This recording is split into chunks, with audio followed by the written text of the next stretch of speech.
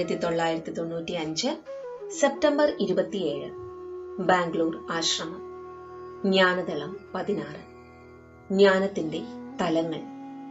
ജ്ഞാനത്തിന് 3 തലങ്ങളുണ്ട്. ഒന്ന്, ഇന്ദ്രിയങ്ങൾ വഴി നിങ്ങൾക്ക് കിട്ടുന്ന ജ്ഞാനം. കാഴ്ച, കേൾവി, സ്പർശം, ഗന്ധം, രുചി എന്നിവയിലൂടെ നിങ്ങൾക്ക് കിട്ടുന്ന ജ്ഞാനം. ജ്ഞാനത്തിന്റെ 2ാമത്തെ തലം ബുദ്ധിയാണ്. ഉദാഹരണത്തിന്, സൂര്യൻ ഉദിക്കുന്നതും അസ്തമിക്കുന്നതും നിങ്ങൾ കണ്ണുകളിലൂടെ കാണുന്നു.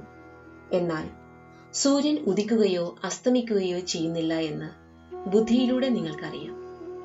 ഇന്ദ്രിയങ്ങൾ വഴി കിട്ടുന്ന ജ്ഞാനത്തേക്കാൾ ഉയർന്നതാണ് ബുദ്ധിയിലൂടെ ലഭിക്കുന്ന ജ്ഞാനം. 3ാമത്തെ തലമാണ് അന്തർജ്ഞാനം, ഇൻറ്റ്യൂഷൻ. ബുദ്ധിയിൽ നിന്നും അപ്പുറമായ അറിവാണത്. അഗാധമായ ജ്ഞാനത്തിൽ നിന്നാണ് അത് ഉയരുന്നത്. ബുദ്ധിയിൽ നിന്ന് കിട്ടുന്ന ജ്ഞാനത്തേക്കാൾ ഉന്നതമാണിത്. അന്തർജ്ഞാനം ചേതനയിൽ നിന്ന് ഉദിക്കുന്നു.